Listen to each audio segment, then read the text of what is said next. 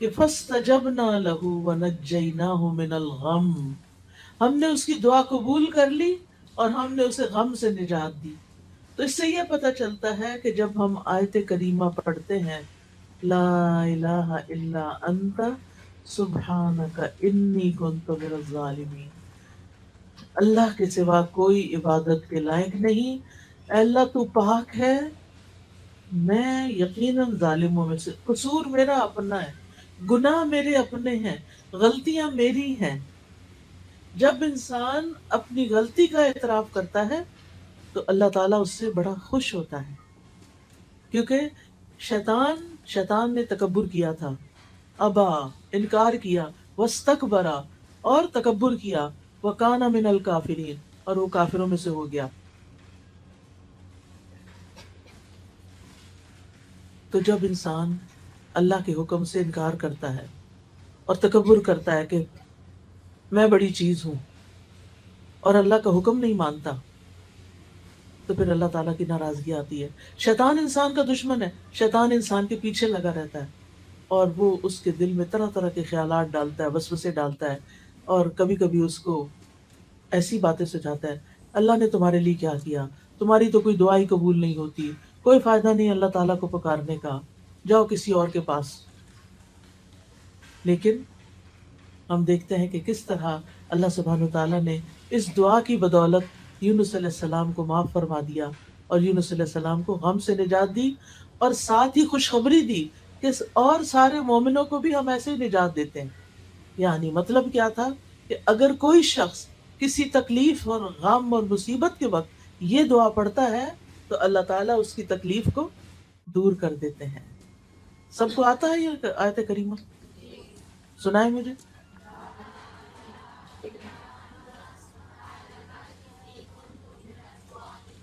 شابش، بہت ہی اچھا۔ تو اس سے کیا پتہ چلتا ہے کہ جب دل پہ بوجھ آئے، جب دل پہ غم آئے، جب کوئی فکر آئے، جب دل اداس ہو، جب دل پریشان ہو، تو کیا کریں؟ یہ آیت کریمہ پڑھیں، تسبیح پڑھیں۔ تسبیح غموں کا علاج ہے۔ آپ دیکھیں یہاں بھی وہ کیا کہتے ہیں، سبحانک، تو پاک ہے اللہ، تیرا کوئی قصور نہیں، غلطی میری اپنی ہے، تو پاک ہے، تو ظلم نہیں کرتا، تو کسی پہ زیادتی نہیں کرتا، تو سب کا مولا ہے، تو سب پہ رحم فرماتا ہے، غلطی میری اپنی۔ آپ دیکھیں کہ آدم علیہ السلام نے جب شیطان کے بہکاوے میں آ کے اس درخت کا پھل کھا لیا تھا جس سے منع کیا گیا تھا، تو پھر کیا ہوا؟ اللہ تعالیٰ ناراض ہو گئے۔ انہوں نے اللہ تعالیٰ کو کیسے منایا؟ ربنا ظلمنا انفسنا وان لم تغفر لنا وترحمنا لنکونن من الخاسرین۔ آپ تو سب پڑھے لکھے ہیں ماشاء اللہ، بہت ہی خوشی ہو رہی ہے مجھے کہ آپ کو اتنی دعائیں آتی ہیں، اور ضروری دعائیں آتی ہیں۔ اس دعا کا بھی مطلب کیا ہے کہ اے ہمارے رب، ہم نے اپنی جان پہ ظلم کیا، اگر تو نہیں بخشے گا اور تو رحم نہیں فرمائے گا، ہمارا تو بڑا نقصان ہو جائے گا۔ تو اپنی غلطی مان لینا، اپنے گناہوں پہ توبہ کر لینا، اپنے کسی قصور کو یاد کر کے رو دینا، یہ اللہ تعالیٰ کی رحمت لاتا ہے، اور دعائیں جلدی قبول ہوتی ہیں۔ اچھا، ہمارا عام طور پر رواج یہ ہے کہ جب کوئی تکلیف آتی ہے تو ہم لوگوں کو کہتے ہیں مجھے پڑھ کے دے دو۔ اچھا، وہ جب پڑھتے ہیں تو وہ کہتے ہیں انی کنت من الظالمین، وہ تو اپنے قصوروں کی معافی مانگ رہے ہیں، آپ کو کیا دیں گے وہ؟ انہوں نے یہ تو نہیں کہا کہ یہ لڑکی جس نے مجھے کہا ہے یہ بڑی ظالم ہے، نہیں، وہ تو نہیں کہہ سکتے۔ تو ہر انسان کو خود اپنے لیے پڑھنا چاہیے، ٹھیک ہے نا، زیادہ سے زیادہ۔ اور اس میں کوئی شرط نہیں ہے کہ ضرور 1.25 ہی پڑھیں، آپ چاہیں تو 2 لاکھ پڑھ لیں، کسی نے منع نہیں کیا، 4 لاکھ پڑھ لیں،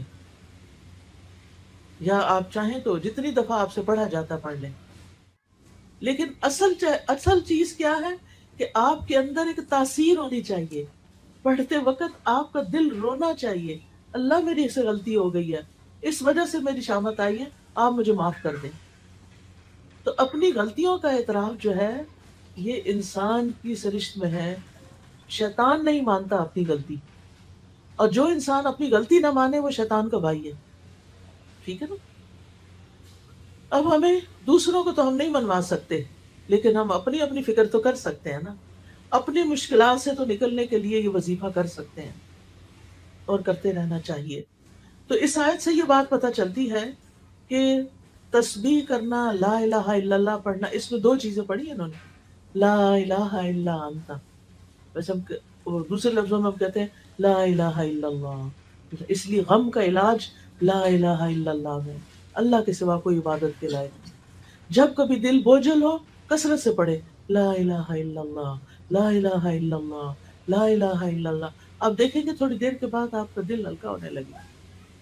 اور دوسرا انی کنت من الظالمین، سبحانک، دوسرا ہے سبحانک، تو پاک ہے۔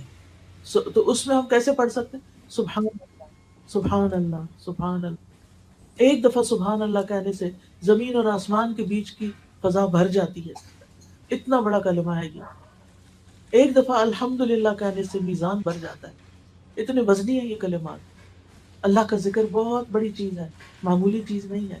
وَلَذِكْرُ اللَّهِ اکبر، اس لیے ہمیں کثرت سے اللہ کو پکارنا چاہیے، اور جو اللہ کو پکارتا رہتا ہے، الا بذکر اللہ تطمئن القلوب، خبردار، اللہ کے ذکر سے دلوں کو اطمینان آ جاتا ہے۔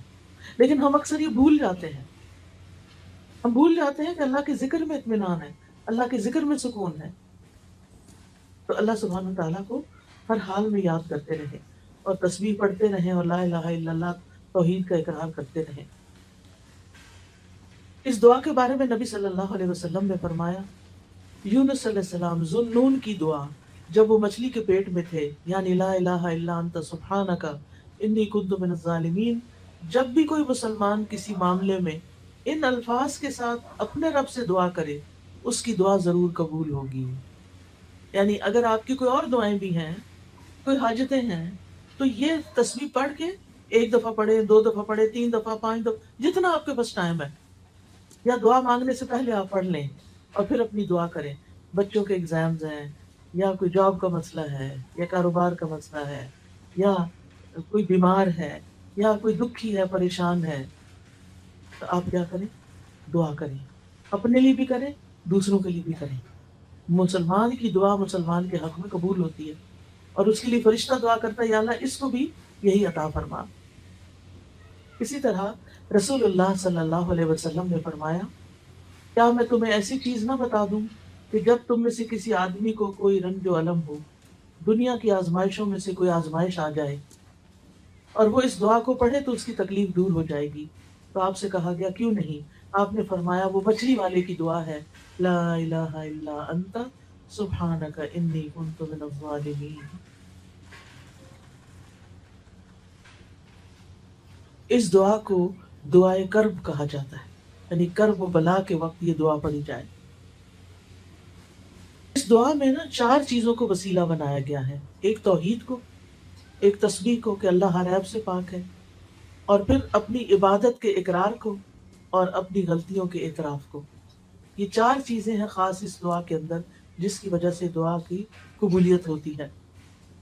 جب انسان لا الہ الا اللہ کہتا ہے، توحید کا اقرار کرتا ہے، تو اس کا مطلب یہ ہوتا ہے کہ یا اللہ میں کچھ نہیں، میرے ہاتھ میں کچھ نہیں، انسانوں کے پاس کچھ نہیں، اصل میں تو تیرا نام ہے، اصل میں تو سب کچھ کرنے والا تو ہے، شفا تو دیتا ہے، دکھی لوگوں کے دکھ دور تو فرماتا ہے، بھوکوں کو تو کھلاتا ہے، یعنی سب کچھ تو ہی کرتا ہے، زمین آسمان کا نظام تو ہی چلاتا ہے، ہر چیز تیرے اختیار میں ہے، تیرے قبضہ قدرت میں ہے۔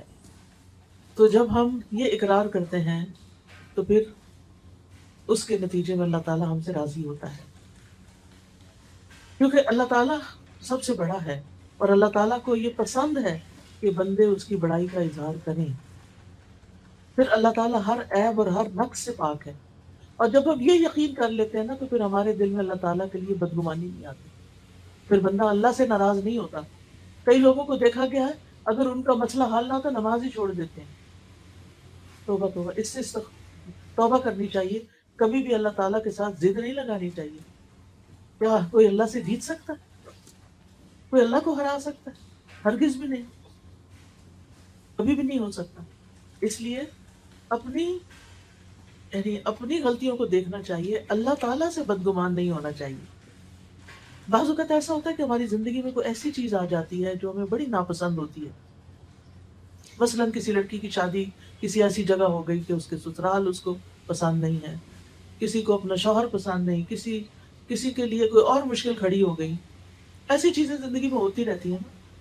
پھر انسان کہتا ہے اب میں کیا کروں، کس طرح اس مسئلے سے نکلوں، کیا کروں، کیسے کروں؟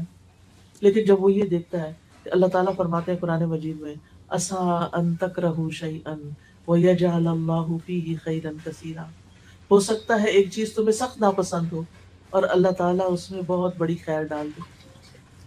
بعض اوقات آپ کی ٹرانسفر کسی اور شہر میں ہو جاتی ہے، آپ کا کاروبار کہیں اور ہوتا ہے، آپ کو اپنے دوست، ماں باپ، بہن بھائی چھوڑنے پڑتے ہیں، یہ سارے دکھ کے وقت ہوتے ہیں، لیکن پھر آپ کیا سوچتے ہیں اس میں بھی کوئی خیر ہوگی، اس کے پیچھے بھی کوئی حکمت ہوگی، اللہ تعالیٰ میرے حق میں کبھی بھی برا نہیں کرتا، اللہ تعالیٰ بڑا ہی مہربان ہے، یا اس میں کوئی خیر ہوگی، کوئی فائدہ ہوگا۔ اور بعض سلف صالحین کہتے ہیں کہ ایک میرا فیصلہ ہوتا ہے اور ایک اللہ کا فیصلہ ہوتا ہے، نافذ تو اللہ کا فیصلہ ہوتا ہے، جب وہ اللہ کا فیصلہ نافذ ہو جاتا ہے اور وہ میری مرضی کے خلاف بھی ہوتا ہے تو تب بھی میں خوش ہوتا ہوں، میں کہتا ہوں میرا رب مجھ سے زیادہ جانتا ہے، میرے حق میں کیا بہتر تھا اس کو زیادہ پتا ہے۔ مثلا آپ کو بیٹے کی بڑی خواہش ہے اور بیٹی پیدا ہو جاتی ہے، اتنا دکھ لگ جاتا ہے لوگوں کو، بعض لوگ تو بیٹی دیکھتے بھی نہیں ہیں، عید ہی کو جا کے دے دیتے ہیں یا مار ڈالتے ہیں یا پھینک دیتے ہیں، ایسے بھی واقعات ملتے ہیں، یا بیوی کو گھر سے نکال دیتے ہیں حالانکہ اس میں بیوی کا کوئی قصور نہیں، وہ تو اللہ کا فیصلہ ہے نا، جس کو چاہے بیٹے دے، جس کو چاہے بیٹیاں دے، جس کو چاہے دونوں دے، جس کو چاہے کچھ بھی نہ دے، یہ تو اللہ کا فیصلہ ہے، یہ تو اس کو پتا ہے کہ کس کے ساتھ کیسا معاملہ کرنا ہے۔ بندے کا کام کیا ہے کہ اللہ کے فیصلوں پہ راضی ہو جائے، یہ سوچ کے کہ اللہ زیادہ علم والا ہے، اللہ کی حکمت زیادہ ہے، اگر مجھے نہیں پتا تو یہ میری اپنی عقل کا قصور ہے کیونکہ میری عقل چھوٹی ہے،